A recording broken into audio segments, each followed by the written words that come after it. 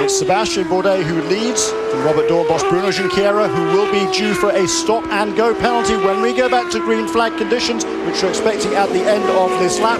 Then Graham Rahal, Will Power, behind Will Power, Alex Tagliardi, Neil Jarni, Jan Halen, Dan Clark, and Tristan Gomondi rounding out the top 10. We hear that Simon Pagenaud and Paul Tracy were going to be penalised. They're going to have to go to the back of the pack because they came in after that first lap incident. They came into the pit lane when the pits were officially closed. The penalty for that, you go to the back of the pack. They want to drive through penalties to go to the back of the pack.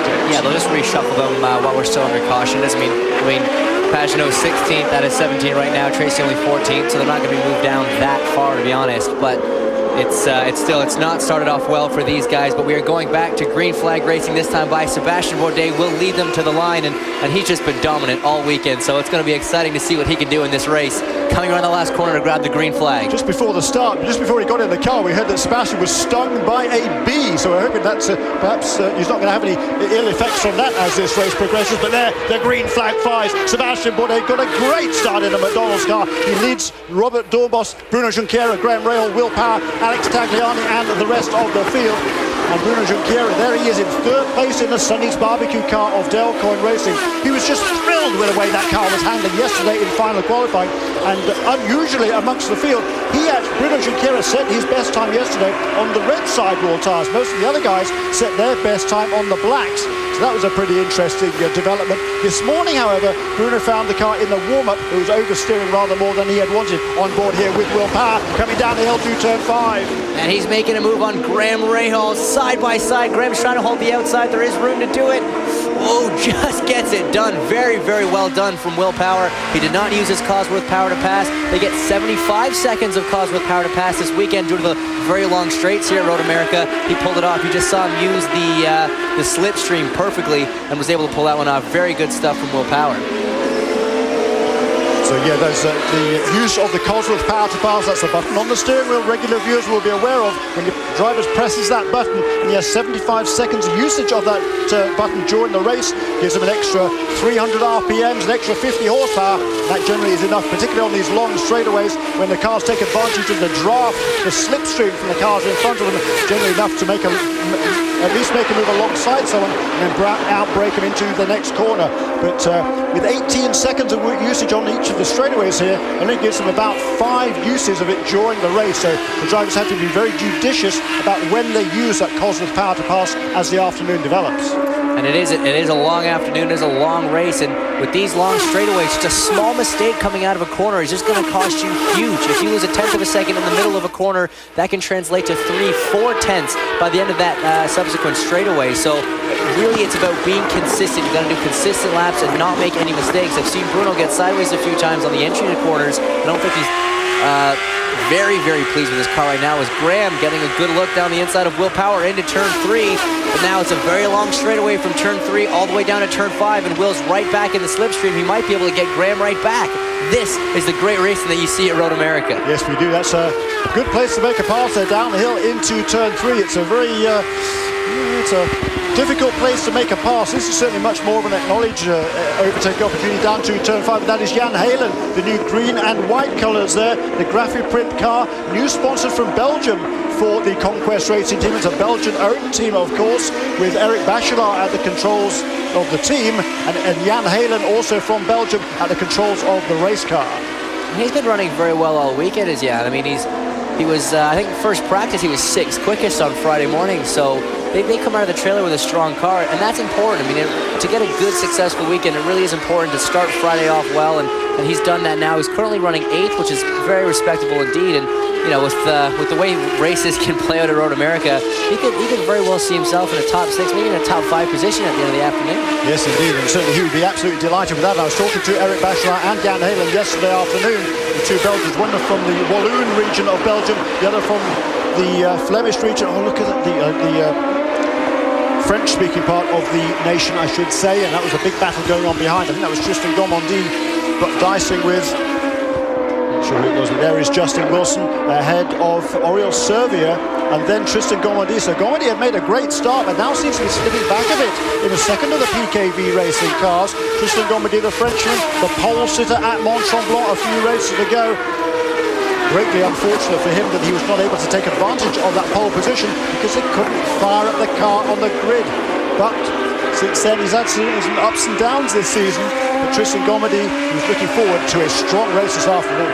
There's another strong race has already started for Graham Rahal. Obviously, he had a good qualifying, started fourth, but he lost that position to Will Power, got that back pretty well, and now he's really hounding Bruno Junqueira. I mean, he's been able to follow very close in corner one, and corner one's a very quick corner. And Graham seems to be very strong in that part of the racetrack. He's caught up to Bruno, pulled away from Will, and I'm going to look for him to move up again pretty quick.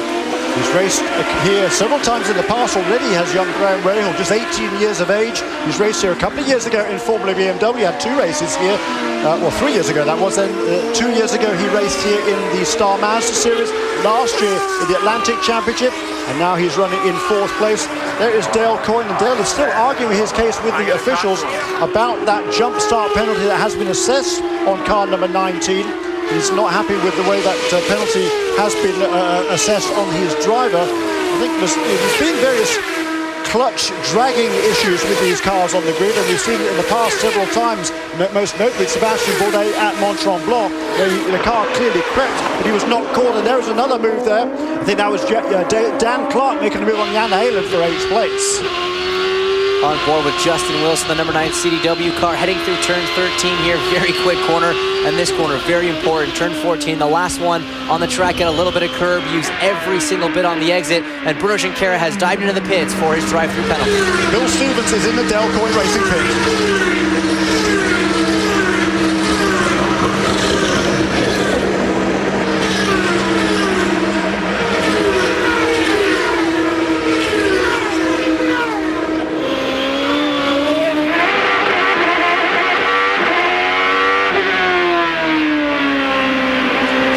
Bruno has made that drive-through penalty and rejoined the race. So if we didn't get that interview with Bill Stevens, he was having a chat with Dale Coyne, trying to find out what that was all about. But he has served that penalty finally, and Bruno now will drop a long way down the order, and now he's got to make a charge back through the pack, and that is certainly going to be a crippling blow to his opportunity perhaps to get on the podium here this afternoon. And he came in with such high expectations and qualified so strongly, but Bruno, that jump start is going to be a difficult penalty to overcome. Whoa, there's a big slide there for Dan Clark. Yeah, Dan Clark out there, Team Minardi USA. It's through corner 7. That's a flat-out corner in these Champ cars. Very, very quick. It's just a kink. It looks pretty harmless when you walk the track, but it's a bit hairy, especially when you're following another car. And he obviously has got a little bit of a push and went out onto the grass. Really no harm, no foul, but certainly a bunch of time lost. Trying out a different helmet this weekend is Dan Clark. Generally runs with an RI helmet, running a Bell this weekend, and it happened to be flat black on that helmet. He's kept it throughout the weekend. He likes that helmet so much, he's kept it. And there he is ahead of Jan Heylen. There are the new green and white colours. And that Conquest Racing team for Eric Bachelard certainly running very well in the early stages of this motor race. Michel Beisner is in the Conquest Racing pit. Eric Bachelard is that team owner, and this team really is stepping up to the plate this season, particularly satisfying for Eric with a Belgian driver. Eric Bachelard, team owner of Conquest Racing. It looks really good out there for Jan. Has this new paint job and this new sponsor helped your team out? Yes, we just got a new sponsors from Belgium, and we're able to put a new paint job on the car, thanks to the sponsors, and basically looking forward to go to Belgium Zolder, and this is going to be our home track for Jan and for myself. So pretty excited about it, and quite excited about this weekend as well. I mean, we had a pretty good qualifying, and we keep on progressing this season with Jan, and I think that hopefully for Zolder, we're going to be in very good shape. All right, you've got some good momentum going. Very good. Back up to you. He certainly does, and a couple of new sponsors. In fact, the Graphic Print Group here, Digital Print Media, also Voxtel Simulation Tools, which are going to help this team with a computational fluid dynamics program to help develop. They can't really develop the car, but they can get a better understanding of how the car works aerodynamically. That could be a very useful tool for that Conquest Racing team. And of course, particularly exciting for them with those two new Belgian sponsors to get ready for the Champ Car Grand Prix of Belgium, which will take place at Zolder in 2 weeks' time. Then the following weekend, the Bavaria Beer Champ Car Grand Prix of Holland will take place in Assen. And those two European events were part of the Feyenoord Resorts Cup, which is run along similar lines to the Canadian Triple Crown. We had those 3 races in Canada a few weeks ago, and whichever is the best placed averaging finishing position for each of the teams will win that Feyenoord Resorts Cup, and the 2 drivers from that team will win a free week at the Feyenoord Resorts Cup, Feyenoord Resort somewhere in Europe. So a very exciting opportunity for all of the teams here to a little bit more to aim at as part of the Champ Car World Series. Here's Justin Wilson making a pit stop. I think we are expecting to see several drivers employing a different strategy this weekend, and Justin Wilson's been struggling with the car just unbalanced in the early stages of this race. And here comes Justin Wilson. He is in. He's finally going to be able to get the red sidewall tires off and go to the preferred blacks, but this is a car that's been a Rubik's Cube all weekend. He cannot go fast in the corners. He's fighting the car, and hopefully the primary tires will help correct that. Thank you, Bill Stevens. Yes, they have really been struggling with this car. Justin Wilson, he qualified now back on row 5 of the grid, and that is his worst starting position since the opening race of the season. He was 8th in Las Vegas, also 8th in Cleveland, incidentally. But other than that, he's been really strong in just about every race this season. The R-Sport team, maybe a little bit of a slow start, but they've been very, very strong on a consistent basis lately. It was certainly a surprise, James Hinchcliffe, to see that team struggling here this weekend.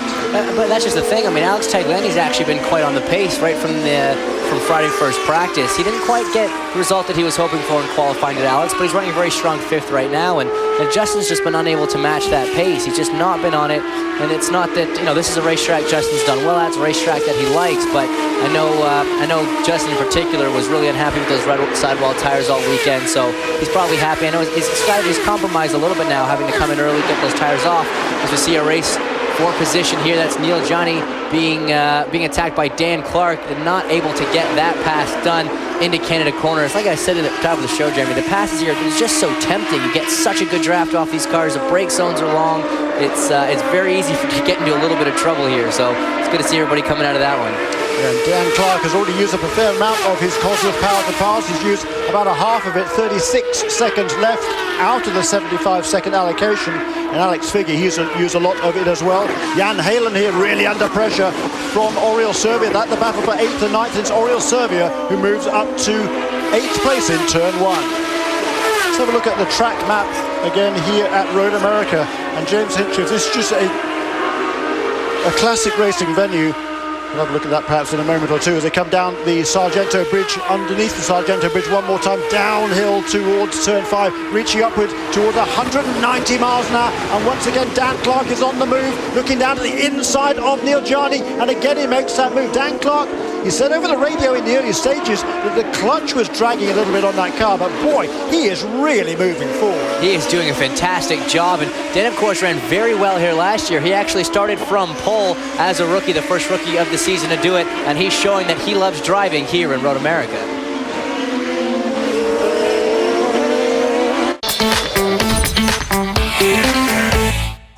Place is Neil Johnny.